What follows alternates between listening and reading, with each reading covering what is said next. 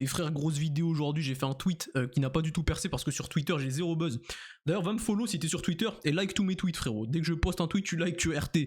Si t'as que ça à faire, si t'as mieux à faire, ne fais pas ça. Pour revenir au sujet, les gars, j'ai fait un tweet, tu vois, où il y a une meuf, elle dit on ne voit pas de femme mourir du célibat, par contre, tous les jours, une femme meurt tuée par son mari. Les gars, j'ai fait un tweet, plein de cités de meufs qui puent le seum encore une fois, tu vois. Du coup, je lui réponds, on ne voit pas d'homme se faire tuer par sa femme. Par contre, tous les jours, des hommes se suicident à cause des violences psychologiques. En fait, elles se rendent pas compte parce que pour elles, les gars, c'est trop facile. Pour elles, c'est trop facile, les gars, parce que un homme qui frappe sa femme, tu vas le voir directement, c'est physique, tu le vois directement. S'il la bute, c'est physique, tu vas le voir.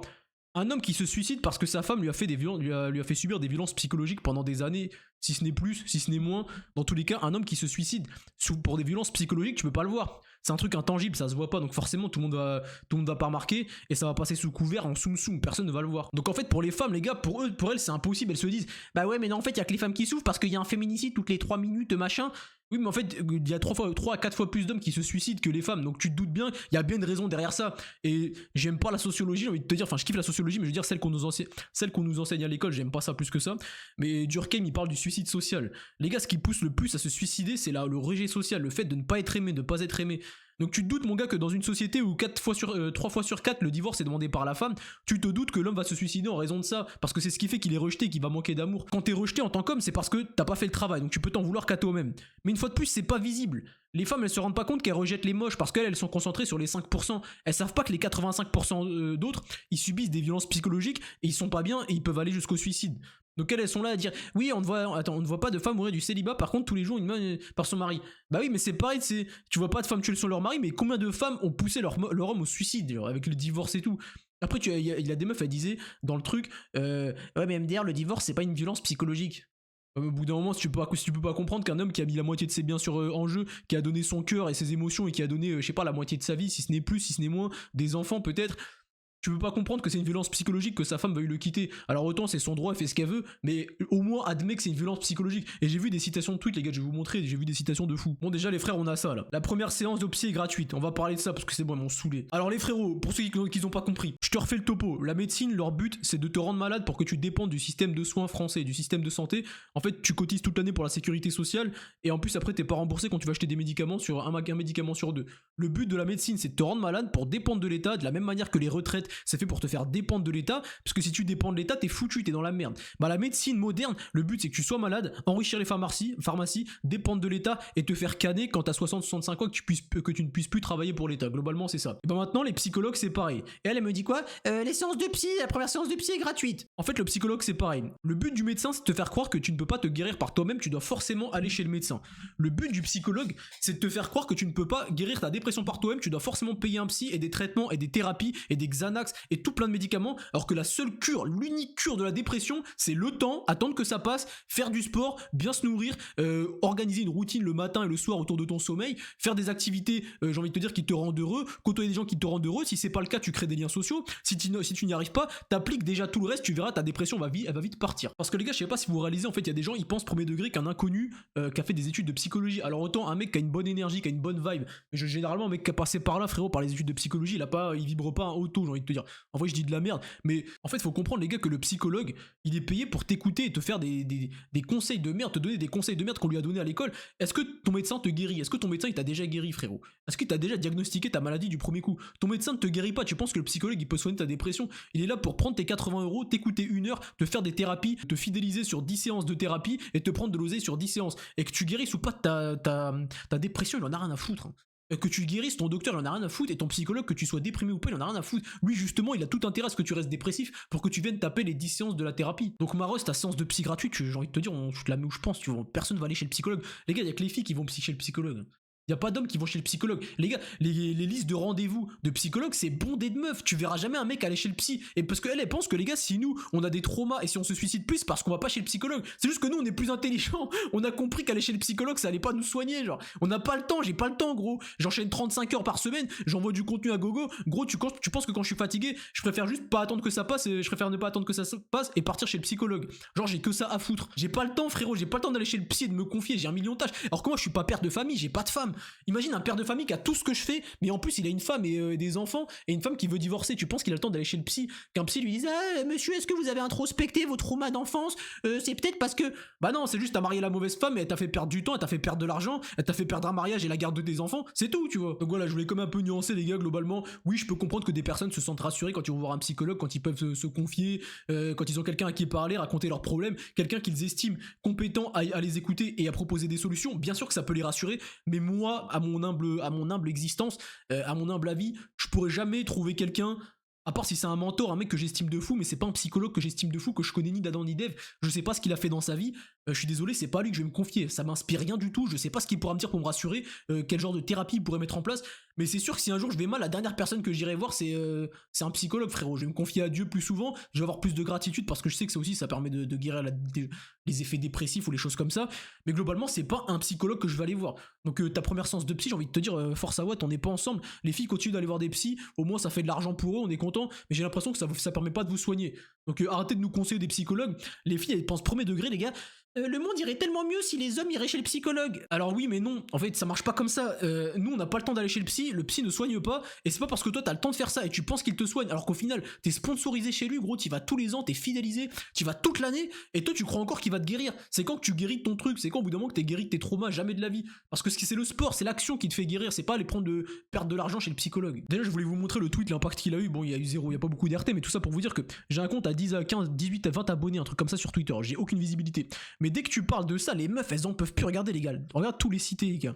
Moi je suis un no-name hein. Regardez tous les cités les gars. Je suis un no-name, il y a une trentaine de cités, tu sais. 30 meufs qu'on citait, elles peuvent pas supporter que des hommes se suicident à cause d'elles, genre. Genre elles, si les gars, elles ont pas l'hypocrisie, y a pas des hypocrites pour leur dire ah non c'est pas de ta faute, les brosser dans le sens du poil, t'es pas responsable, elles en peuvent plus. Elles peuvent pas admettre, elles ne peuvent pas considérer que des hommes se suicident à cause de leur méfait, leur malfaisance. Et c'est même pas anodin, c'est même pas rare, c'est même pas des cas isolés les gars.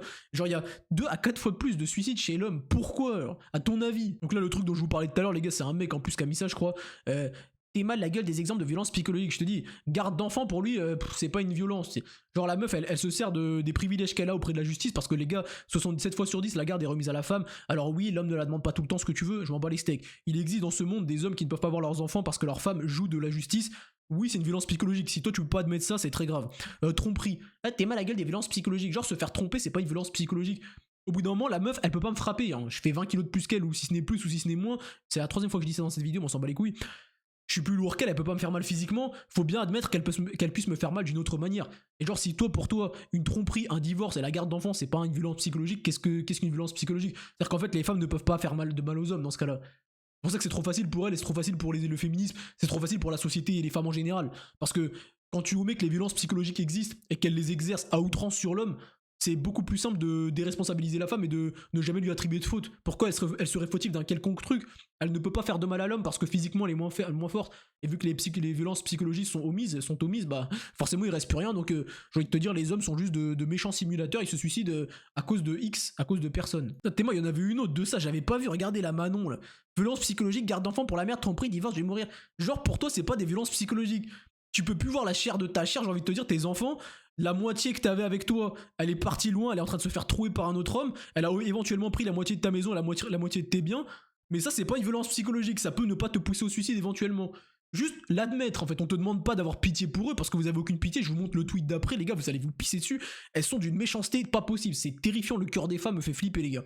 Mais genre, pour toi, c'est trop compliqué d'admettre ça, les femmes elles font trop peur. Les hommes se suicident plus à cause de la masculinité toxique qui leur interdit de parler de leurs sentiments. Les femmes pensent premier degré que c'est à cause de nous-mêmes qu'on n'ose pas parler. En fait, je vous explique, les gars qui ont déjà eu une meuf ou qui n'en ont jamais eu, je vous le dis tout de suite, ne soyez jamais faibles devant vos meufs. Elles font genre, elles aiment les hommes déconstruits, les hommes sensibles, les hommes qui portent du vernis, oui, j'adore tous les types d'hommes. Elles vous ont menti, les gars. N'ose jamais poser la tête sur l'épaule de ta meuf, elle va jamais te réconforter. En fait, je t'explique, c'est très simple, les femmes ne veulent pas d'une seconde femme à la maison. En fait, la femme se suffit à elle-même dans la plainte, la complaisance et le fait de chouiner sur sa vie. Elle veut pas d'une seconde personne de la même manière. Elle veut des épaules fortes. Elle veut un cœur fort et des décisions stables et rationnelles. Elle veut pas d'un mec qui chouine. Donc c'est pas la masculinité toxique qui nous empêche de chouiner. C'est juste le fait que nous, tu vois, on se respecte et j'ai envie de te dire, on veut pas jouer le rôle de la femme. Et The Robot te dire, ouais, moi j'adore les hommes sensibles. Alors oui, si tu veux Michael B. Jordan sensible à tes épaules, forcément tu vas kiffer, le poteau il a 50 000 trucs. Mais je veux dire, ton clochard qui travaille pas, tu vois, ton mec qui est au chômage au RSA, le jour où il va chouiner devant toi, tu vas te foutre de sa gueule. Les gars, je parlais à une meuf. Putain, mais les gars, c'est une folie. Je parlais à une meuf, elle avait quitté son mec déjà. Bon, déjà, elle faisait que le tailler en ma présence, tu vois. Bon, je te dis pas ce que je faisais avec cette meuf, ça te regarde pas, j'ai envie de te dire. Elle faisait que le tailler en sa présence, elle me racontait le jour où elle voulait rompre avec lui, tu vois. Et lui, il pleurait, tu sais. Genre, elle voulait juste se faire éteindre une dernière fois par lui. Et lui, il pleurait, tu sais. Elle disait, mais putain, mais arrête de pleurer, c'est ridicule et tout. Et elle me disait, les gars, putain, j'ai pas envie de vous dire ça parce que les blancs, ils vont criser. Mais la meuf me disait, premier degré, moi, je vais plus chez les blancs parce que, tu sais, ils se sont fait déconstruire.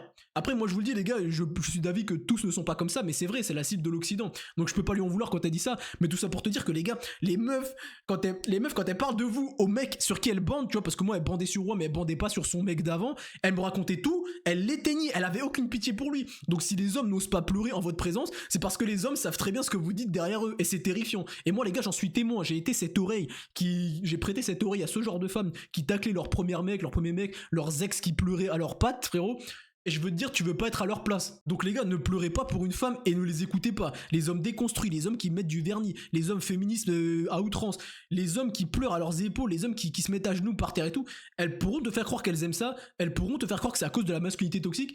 Je vais pas dire c'est à cause d'elles parce que c'est leur nature, elles y peuvent rien, mais c'est à cause d'elles, frérot. Enfin, dire c'est parce qu'elles existent qu'on est comme ça.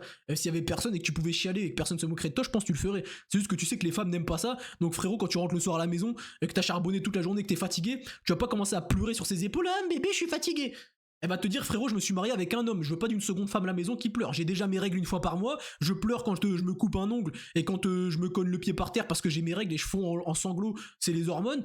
Je veux pas d'une deuxième personne hormonée chez moi, ça me paraît logique. Ah, et le dernier, les gars, celui qui m'a retourné les tripes, les gars. Donc là, je te dis qu'il y a beaucoup d'hommes qui se suicident à cause des violences psychologiques émises par les femmes, notamment divorce, etc., tout ce que je t'ai cité juste avant. Et la meuf, elle dit quoi? Pas assez vite à mon goût. On parle de personnes qui se suicident, des gens qui se sont fait rejeter par la population, tu as des gens qui étaient hyper mal dans un mal-être le plus profond, et elle n'a tellement pas de cœur, et elle te dit quoi? Pas assez vite à mon goût. Elles ont développé une haine tellement puissante des hommes que des hommes qui mettent fin à leur jour parce qu'ils sont tellement au fond du trou, ça ne leur fait rien du tout, les gars. Et elles veulent qu'on pigne pour leur cause. Alors oui, la sécurité des femmes c'est important, etc.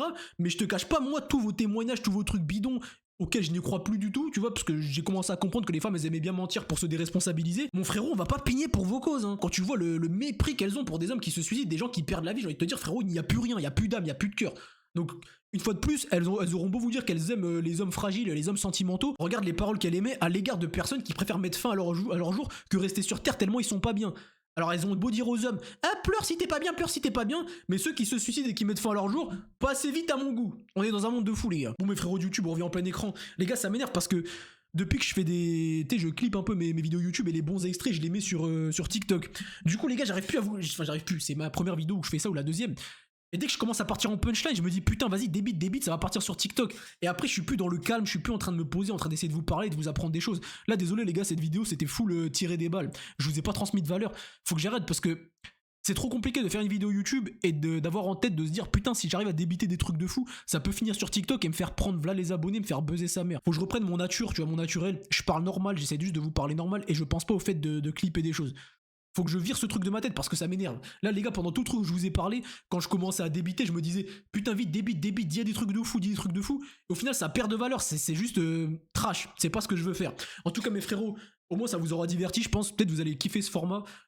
Pour vous ça va peut-être pas changer grand chose, mais moi je vous dis les gars, là ça me fatigue, là je parle vite et tout, je parle fort, j'essaye de faire des clips. Et je pense que ça t'a bien diverti. Je vais essayer de refaire les formats comme avant où je parle toujours vite, mais où j'essaie pas de chercher du clic. Parce que là, du coup, je vous parle pas en. Bref, j'aime pas commencer. Je vais essayer de parler naturellement et d'en ressortir des clips sans forcément que ce soit fait exprès. Je sais pas si vous allez me comprendre, les gars. Bref, mes frérots, à la prochaine. Like, abonne-toi si c'est pas fait. Je pense que je t'ai bien diverti, mon gars Joe. Votre clown pour vous servir, les gars.